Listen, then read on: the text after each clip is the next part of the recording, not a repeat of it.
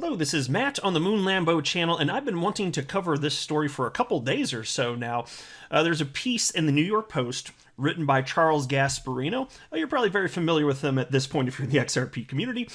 He's very well known within our community specifically for calling out the SEC in the way that they're hammering Ripple and harming XRP investors. And he's certainly done his research comparing that to how Ethereum and Bitcoin and other cryptos have been treated.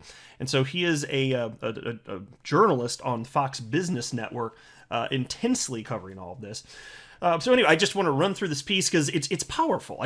The way he writes, it's just powerful. You see what I'm talking about here, but he's bringing this knowledge to the masses. This is mainstream media here, and I freaking love seeing that. I also have a public service announcement for you, as well as a quick comment from attorney John Deaton this evening. I'll save that part for the end of this video, but before I go any further, I do want to be clear that I do not have a legal or financial background of any kind. I am not offering legal or financial advice, and you definitely should not buy or sell anything because of anything that I say or write. I'm just an enthusiast who enjoys making YouTube videos about crypto-related topics, but just as a hobby and just for fun. Damn it. And so take a look at this tweet from XRP community member and attorney James Filan. This is the gentleman who is regularly sharing all of the legal filings in the SEC versus Ripple case, both the SEC documents and Ripple documents. And he shared the following to try and protect the community, and so I thought I'd use my platform to attempt to protect the community as well, because there are bad people out there who are trying to steal your XRP.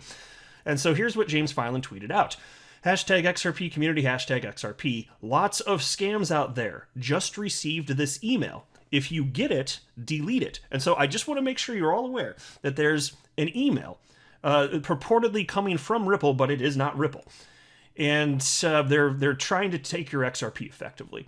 And so you can see here, and it's written like garbage. So again, what's on your screen right now? This is a scam email. Don't fall for this stuff. But here you can see it reads as following. Introducing universal basic redistribution programs to the Ripple community.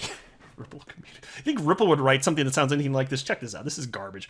On account of Ripple's legal woes, we are set to make a stand and support our community with the launch of 2 new programs, the Incentive Plan and Community Reallocation Program.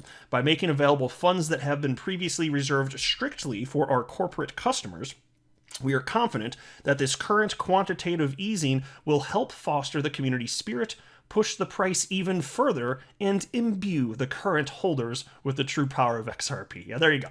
So you think Ripple's going to talk about, in an email like this, like trying to pump the price of XRP, especially in this environment? No. And take a look at this. They wrapped up by writing the following. Ripple is set to release over 5.23 billion XRP from our reserve escrow and will begin distribution based on criteria related to the profile of each and every owner. All the current owners of XRP and personal wallets or exchanges are encouraged to check their eligibility and sign up for the programs. And so then there's a link that you can click on from the email. I don't have the email, so I can't do that, nor would I. But you know where it's going to take you. Some sort of scam page where they're going to try and trick you into giving up your private keys or something to that effect. Or it could just be as simple as send X amount of XRP and we'll send you double back. You know, because that's a tried and true trick right there. That's been... That scam, honestly, that's probably the most famous one in all of crypto, and it still works. It's just like it's a tiny percentage of humans that end up, that end up falling for it at this point. But all of us can be tricked. Like I know I can be tricked under the exact right set of circumstances and coincidences. Yeah, absolutely. Now, I'm not going to fall for this, but I think anybody can be tricked. It doesn't even necessarily indicate anything having to do with intelligence. Everyone can be tricked, which is why I just thought I'd take a moment to highlight this so that hopefully nobody falls for it. Excuse me. Anyway, into this piece now from Charles Gasparino, titled SEC Case Against Ripple Labs for XRP Crypto Sale, a Bit of a Double Standard. During last week's snoozer of a congressional hearing on the $2.5 trillion crypto blockchain business, we got just a small glimpse into just how little the government knows about a technology that could transform the way we do business. A more complete picture of this utter fecklessness is playing out in federal court in Lower Manhattan in a case titled Securities and Exchange Commission vs. Ripple Labs. It will likely determine how much regulation there will be over the burgeoning crypto industry, and at least so far, the SEC is demonstrating why it should be nowhere near policing something reasonably described as the next internet. Oh, by the way, I got to pause this. If you can look at your screen, you should take a look here. Charles Gasparino tweeted this out. So this is the print version of the article in the New York Post. And he wrote, "The great New York Post graphics department." And they had this picture of a cop with Gary Gensler's face. I just got a couple chuckles out of it, so I thought I'd just share it for the lulz. Anyway, piece continues though. "The SEC case hinges on some allegedly bad stuff done by Ripple. The SEC says Ripple execs sold an unregistered cryptocurrency called XRP to get rich and finance the build-out of its blockchain-like platform that transacts cross-border payments. The SEC says the XRP sales were no different from a company selling a stock or bond and were illegal because they weren't registered with the commission." Yeah. Good luck. I tell you what, if Ripple tried to register XRP, it would be so offensive because it's not theirs. It is decentralized, and they don't even control the platform. And can you imagine Ripple attempting to register a decentralized cryptocurrency? Like how could the SEC even allow something like that, right? I wonder what would happen if they actually tried to do that. Would they just be like, yeah, it's registered now, it's a security? Would they even do that? It's absurd on its face. It's completely ridiculous here. And by the way, XRP, consider this too. The XRP ledger itself was completely built out before Ripple, the company, existed. It was already 100% functional. And there was no ICO. There was no money, raised by selling these tokens yet to exist. No. XRP was created before Ripple, the company, existed. And it just worked. It just purely worked. Now, Ripple did, for the function of their business, raise some venture capital funds, but that's separate. That wasn't, they weren't offering any sort of coin or anything like that. Raising money through venture capital efforts is completely different, and the SEC doesn't have a problem with that, just to be clear here. Anyway, piece continues though. Ripple counters that the SEC is creating a legal double standard.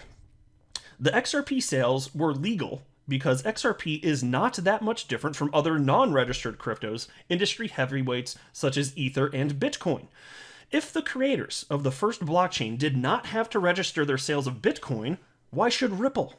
Ditto for the dudes who created Ethereum. Yeah, well, the reason ditto for the dudes who created Ethereum is because they actually had an ICO. Like, they definitely sold an unregistered security. Ethereum it wasn't even created when they started selling it.